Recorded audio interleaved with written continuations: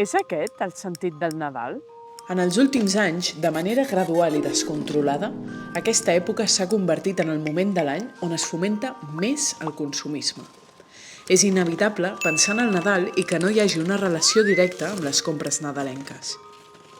L'estrès de què comprar s'apodera de tots aquells qui es poden permetre comprar, perquè tenim clar que no tothom pot celebrar el Nadal de la mateixa manera, oi?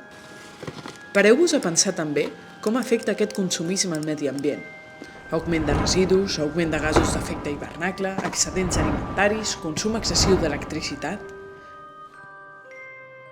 És aquest el sentit del Nadal? Comprar coses que no necessitem pel simple fet de comprar-les i tenir, i tenir, i tenir? El Nadal hauria de ser alguna més a part dels béns materials i la compra excessiva. Hauria de tenir més dosis d'il·lusió, màgia i família.